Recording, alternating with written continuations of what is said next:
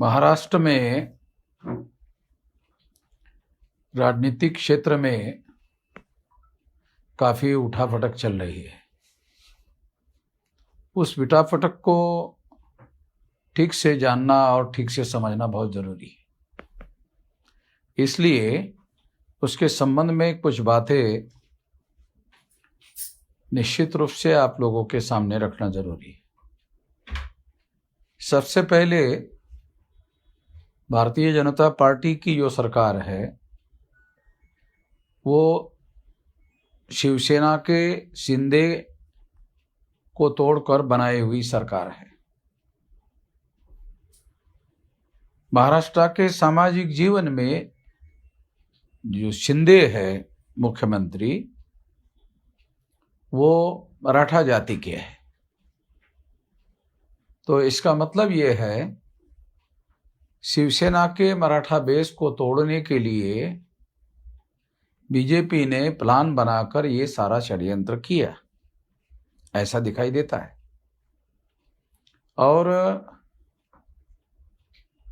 उसकी वजह से जो महाविकास आघाड़ी की सरकार है वो सरकार जाने का कारण बन गया। दूसरी महत्वपूर्ण बात इससे संबंध में समझना जरूरी है,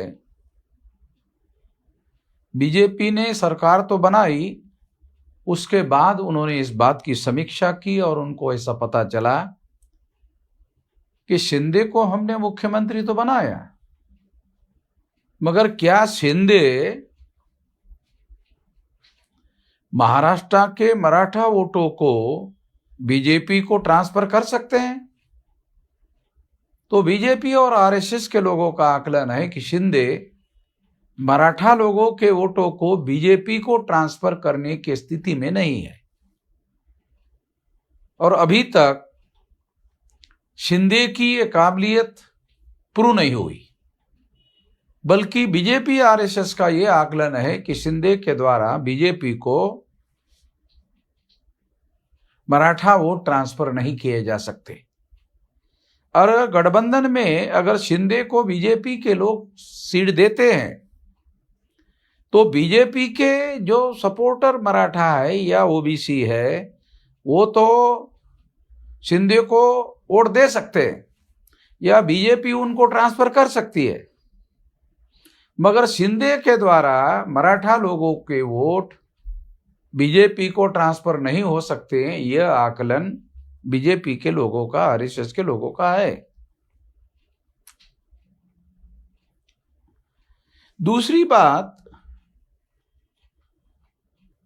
बीजेपी ने शिवसेना को तोड़ने के साथ साथ उन्होंने राष्ट्रवादी कांग्रेस को भी तोड़ने का काम किया और राष्ट्रवादी कांग्रेस के अजित दादा पवार को उन्होंने तोड़ा। तोड़ने के बाद उनको उप मुख्यमंत्री बनाया।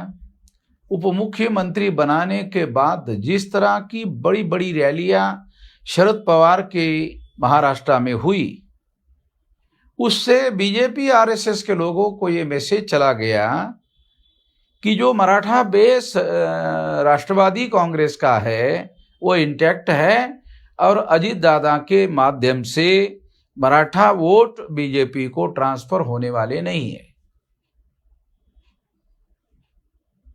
दोनों मराठा शिंदे और अजित पवार, उनको बीजेपी आरएसएस ने तोड़ा, मगर अब आरएसएस बीजेपी का ये मानना है, ये उनकी समझदारी है, ऐसा उनका आकलन है कि अब ये लोग हमारे लिए केवल लायबिलिटी हो गए, इसका हम लोगों को कोई बेनिफिट नहीं है।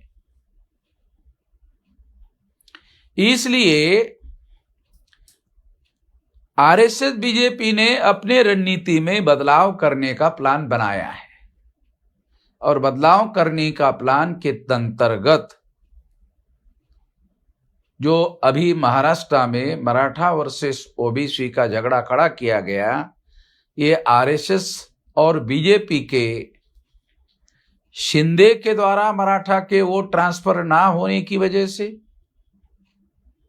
और अजीत दादा पवार के द्वारा मराठा के वोट बीजेपी को ट्रांसफर ना होने की वजह से आरएसएस भाजपा को अपनी दूसरी रणनीति बनाने के लिए मजबूर होना पड़ा और इसी के तहत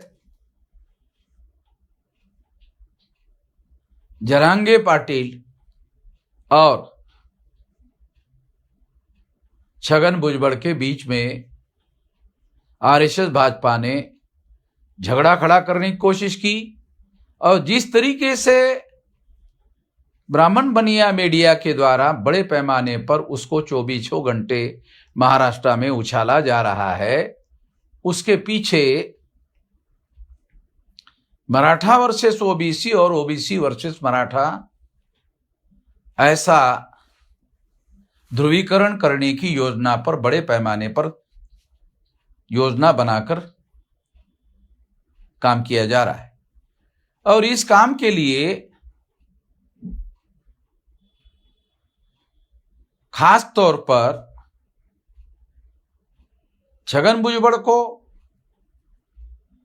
जो पूर्व में राष्ट्रवादी में थे और अजीत दादा पवार के साथ बीजेपी के समर्थन वाली सरकार में मंत्री है, तो आरएसएस भाजपा ने दूसरी रणनीति पर काम करते हुए जरांगे पाटिल और छगन भुजबल के बीच में बड़ा झगड़ा लगाने की कोशिश की। इस कोशिश के तहत और जिस तरह से मीडिया के द्वारा इस बात को उछाला जा रहा है, टीवी में उछाला जा रहा है, उसके पीछे मकसद ये है कि महाराष्ट्र में मराठा वर्सेस ओबीसी और ओबीसी वर्सेस मराठा का झगड़ा लगाने के कार्य पर जोरदार तरीके से काम किया जा रहा है। इसके पीछे सोच ये है कि मराठा का वोट ट्रांसफरेबल नहीं है, मगर ओबीसी महाराष्ट्र में संगठित वर्ग नहीं है और संगठित वर्ग ना होने की वजह से इनके वोटों पर आरएसएस बीजेपी झपट्टा मार सकती है और इनके वोटों को ले सकती है। इस रणनीति के तहत ओबीसी के मराठा के विरोध में झगड़ा खड़ा करने के पीछे ये राजनीतिक मकसद दिखाई दे रहा है, ताकि ओबीसी का ध्रुवीकरण करके महाराष्ट्र में ओबीसी का 2024 के चुनाव में इस्तेमाल करने के रणनीति पर आरएसएस भाजपा ने काम शुरू कर दिया है। अब सवाल ये है कि इसमें ओबीसी का क्या फायदा है। मौलिक सवाल महाराष्ट्र के ओबीसी के लोगों को जो विचार करने वाला मामला है वो ये कि मराठा तो पॉलिटिकली कॉन्शियस वर्ग है, उसका तो बीजेपी के लोग इस्तेमाल कर नहीं सकते, तो आरएसएस भाजपा ने महाराष्ट्र के ओबीसी के लोगों का इस्तेमाल करने का प्लान बनाया है। इस रणनीति के तहत ओबीसी वर्सेस मराठा और मराठा वर्सेस ओबीसी का झगड़ा खड़ा करने का ऐलान किया गया है।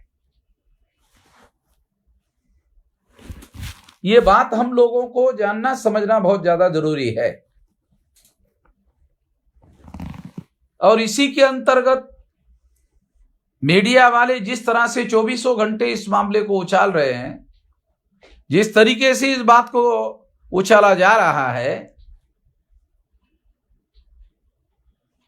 उसके पीछे यही एक मूल कारण है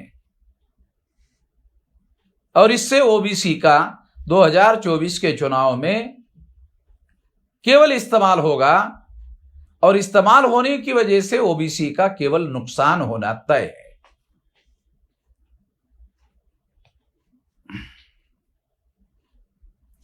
अब ओबीसी के लोगों को अपना नुकसान बचाने के लिए सोचना चाहिए। ये नुकसान 200% गारंटी से होने वाला है। ओबीसी के लोगों को अपना नुकसान बचाने के लिए सोचना होगा, विचार करना होगा और अपना स्वतंत्र आंदोलन खड़ा करना होगा। जब तक वो इस तरीके से जागृत होकर, संगठित होकर कार्य करने का काम नहीं करते हैं, तब तक वो आरएसएस भाजपा का केवल इस्तेमाल होते रहेंगे। ये दिखाई दे रहा है और ये आने वाले 2024 के चुनाव में आरएसएस भाजपा ने ओबीसी का इस्तेमाल करने का प्लान बनाया है। इसी के तहत ये सारा का सारा झगड़ा लगाया जा रहा है। इससे ओबीसी के लोगों को सावधान रहना चाहिए। अगर ओबीसी को आने वाले समय में निश्चित रूप से अपने हक और अधिकार की लड़ाई लड़नी चाहिए। ओबीसी के लोगों के पास आरक्षण देने का अधिकार नहीं है। आरक्षण देने का अधिकार ब्राह्मणों के पास है। सेंट्रल में भाजपा की सरकार है, भाजपा की सरकार ब्राह्मणों की सरकार है, तो देने का अधिकार ब्राह्मणों के पास है। यदि मराठा को लड़ना होगा तो ब्राह्मणों से लड़ना होगा। ओबीसी को अपना भविष्य बचाना है तो लड़ना होगा तो ब्राह्मणों से लड़ना होगा। अगर वो इस बात को नहीं समझते तो उनका केवल इस्तेमाल होगा। इससे सतर्क रहना जरूरी है, इससे जागृत होना जरूरी है।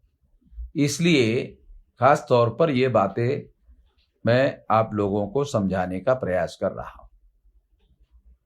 इस मौके पर मैं इतना ही कहना चाहता हूं और कल दोबारा कुछ और मुद्दों पर इसी संदर्भ में आगे और बात करूंगा। धन्यवाद।